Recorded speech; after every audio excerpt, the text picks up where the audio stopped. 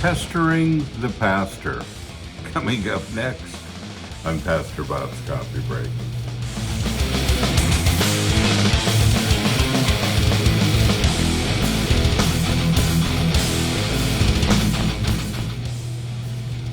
The Bible, the ultimate Q&A. You have questions, it has answers.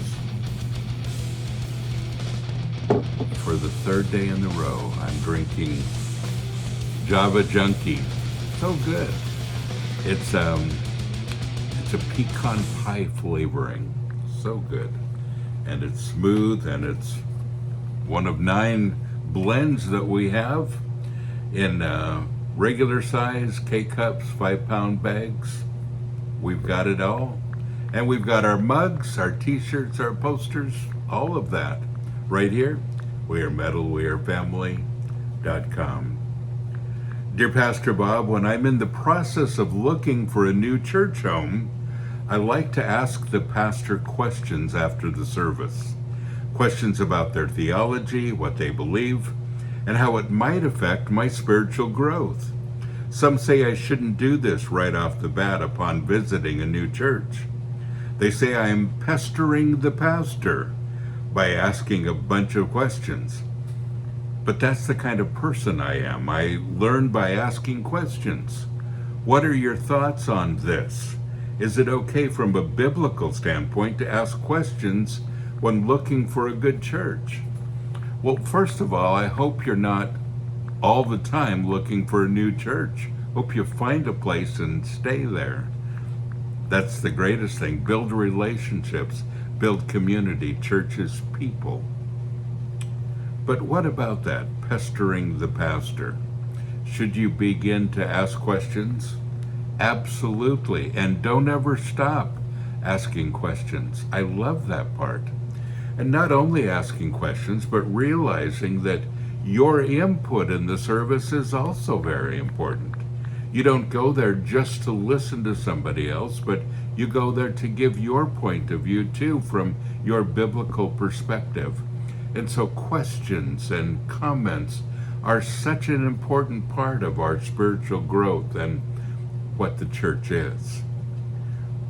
I want to go back to a scripture I used earlier in the week because this is a really important scripture. And again, it illustrates exactly what we're talking about. 1 Peter chapter 5, starting with verse 1.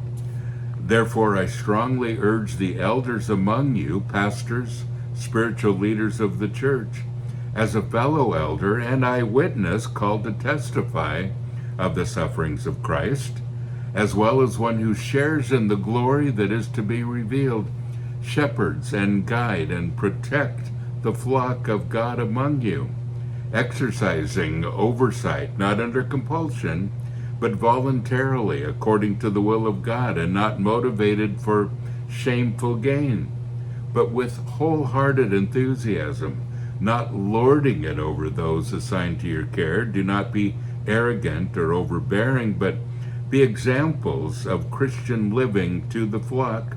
Set a pattern of integrity for your congregation.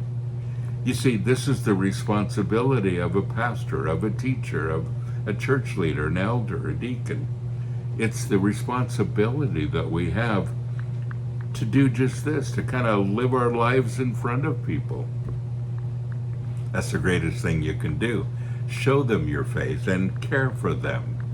And folks, there's no other way to do this but questions and answers and interaction. And doing it together is the balance. And man, is that ever important. Now, when you get to a service, is it free for all? No, there is someone who guides the conversation and hosts the discussion.